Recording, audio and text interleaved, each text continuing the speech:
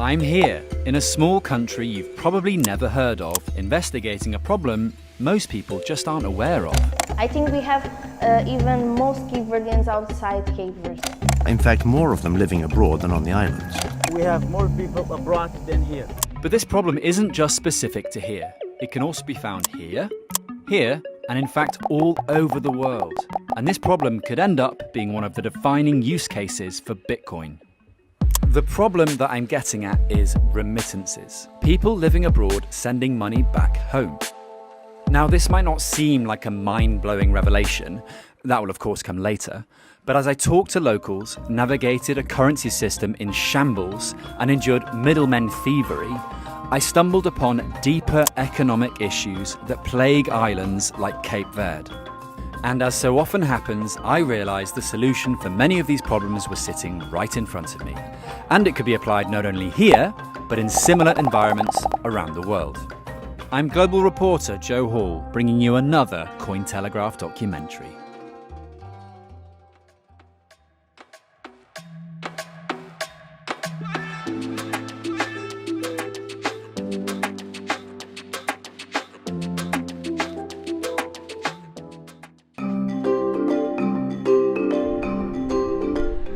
Welcome to the island of Sal, Cape Verde.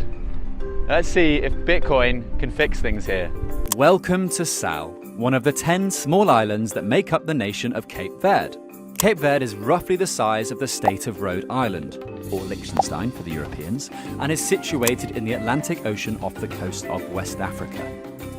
Now, Cape Verde suffers from a common characteristic among small island developing nations.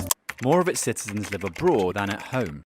And do you have relatives that live abroad, for example? Yes, I have a lot of relatives living in Europe, America. I have a brother that lives in Portugal and some other cousins that live in Europe.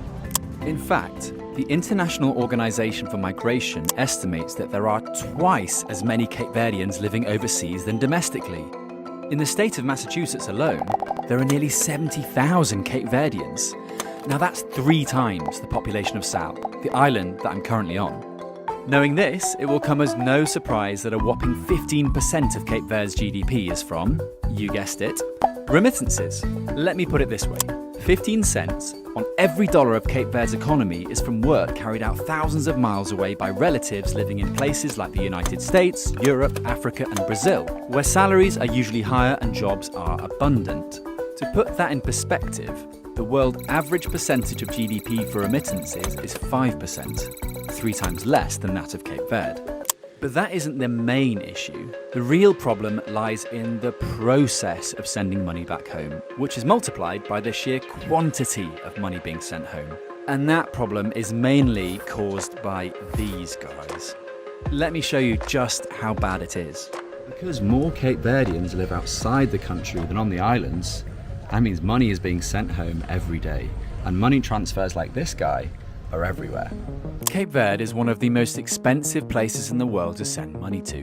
Western Union, on average, charges a fee of roughly 10% of the total amount you send. So if you send home $200, Western Union takes $20. And that's not forgetting the cost of having to drive into town, wait in line, and potentially be told, "Sorry, madam, we've just run out of cash. We've just closed. The machines are buggy today. The money hasn't arrived yet." All common occurrences at banks around the world, and particularly in Cape Verde. And still, everyday people queue up trying to receive money or send their hard-earned cash home. I was dumbfounded by this experience, so I decided to call up a good friend of mine to help better understand the situation. So this is Andre Loja, an entrepreneur who brought Bitcoin to the island of Madeira, some 500 miles north of where I am. What would happen if he tries to convince the president of Madeira to embrace Bitcoin? Madeira is another small island developing nation that shares many of the same economic and diaspora concerns as Cape Verde. A lot more Madeirans live outside of Madeira than in. It's estimated to be 1.2 to 1.4 million Madeirans in Venezuela. You know, as you know, the communists ruling party in Venezuela, for example. So they make the life very, very hard for remittances.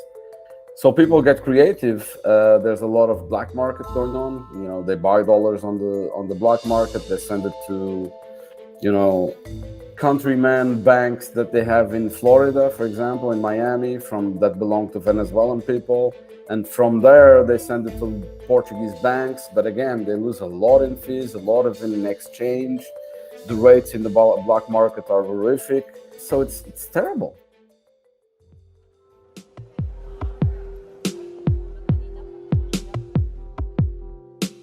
The island's official currency is the scudo, but even things in the supermarkets are priced in euros. Just look.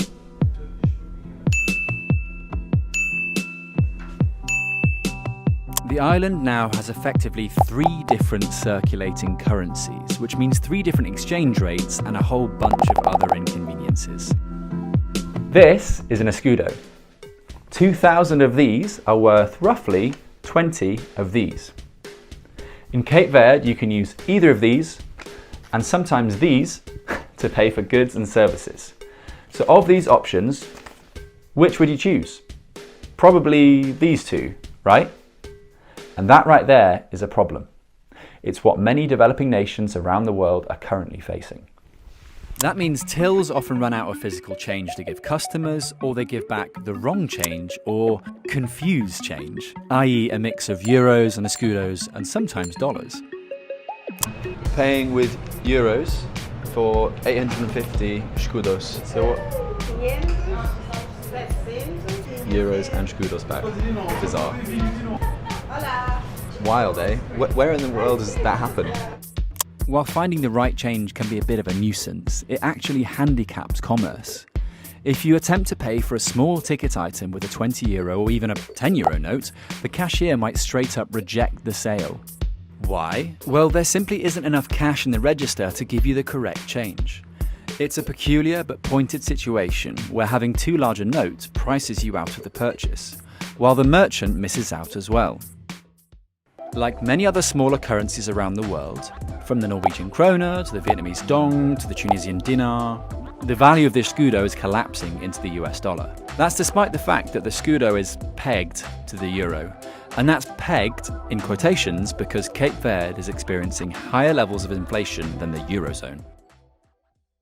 The physical money issues are compounded by the introduction of MasterCard and Visa services. I was surprised to see that in lots of shops and businesses they simply would not accept plastic. Or they would charge upwards of 4% to the customer, not the business, if you elect to pay by card. As a result, credit cards are mostly used by tourists while Cape Verdeans stick to cash. To get a better understanding of this issue, I talked to the first business owner to accept Bitcoin on Cape Verde, Renato Abarci from Ocean Club Cape Verde. Now, Renato is one of the island's business moguls and a respected member of the community. He hopes to roll out Bitcoin acceptance to other parts of the island. Cartão de crédito cobra até 4%, que é um valor muito relevante. Por isso que muitos comerciantes aqui querem repassar esta percentagem ao cliente que compra, apesar que é vedado por parte da lei.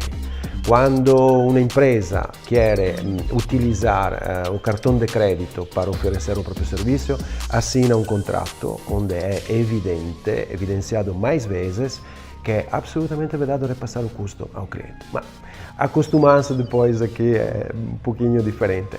O Bitcoin supera este problema, é uma grande oportunidade porque elimina qualquer taxa de transação, que aqui poderia ser também ainda mais aproveitado em relação a quanto pode ser aproveitado na Europa.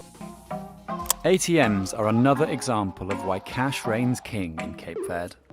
Even if the bank offers an attractive interest rate, the high cost of withdrawing money outweighs the implied savings. Now, ATMs charge as much as 5% to withdraw money, regardless of the card issuer's nationality. Plus, the ATMs regularly run out of cash, and the dispensaries hosted in banks are closed on evenings, weekends, national holidays, and they're only working during working hours. So if you work a 9-to-5 job, you have to take time off to use banking services. As the financial inconveniences, the fees, and the frustration mounted, I got that funny feeling I've experienced in other parts of the developing world. Why should people pay a tax to the likes of Western Union to send their hard-earned money to families back home? Why pay a 4% fee to a corporation like MasterCard to process the payment for a loaf of bread or some fish on an island some 5,000 miles away from the United States?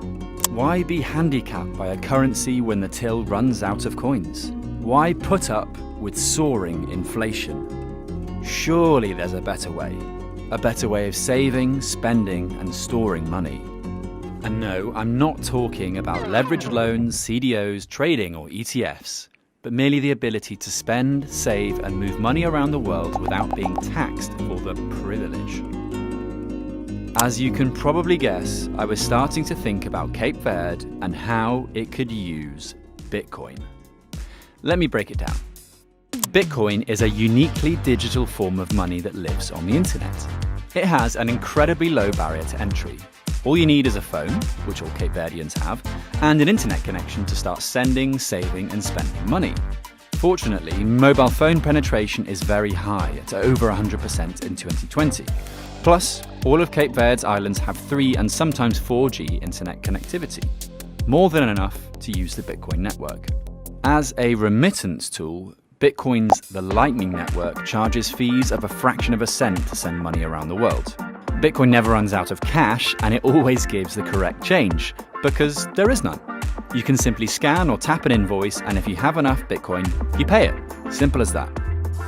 Moreover, given the low fees on the Lightning Network, using Bitcoin for day-to-day transactions can benefit the business owner and the customer alike. Merchants can sidestep MasterCard's high fees, and they can, if they choose, pass on that saving to the customer. Yes, the price per Bitcoin is incredibly volatile, but it does not debase the way fiat currencies do.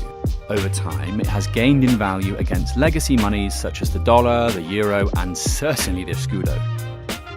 What's more, places around the world that have adopted Bitcoin, such as El Salvador and Lugano in Switzerland, have seen an increase in Bitcoin-related visits, investments, as well as business expansion.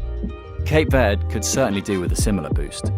The Cape Verdeans I spoke to prefer to store their cash at home rather than in financial institutions, so they are already familiar with controlling their own money.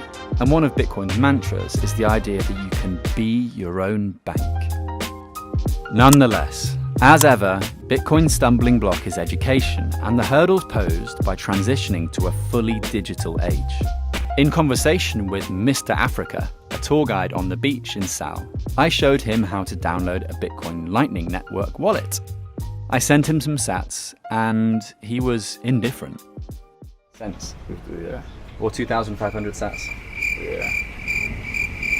What do you think? I've been interested in Bitcoin, but since not working here, I've not had much interest in it, but it's something nice. In cash economies, there is a cognitive leap between physical cash and digital sats, or satoshis, the smallest amount of a Bitcoin. However, the proverbial penny started to drop as he slowly came around to the idea. The world is like a small village, digital. So it's like the fastest way of doing transaction, which everybody would like to. I'm not an exception, so I would like to have knowledge about it and also how I can do transaction.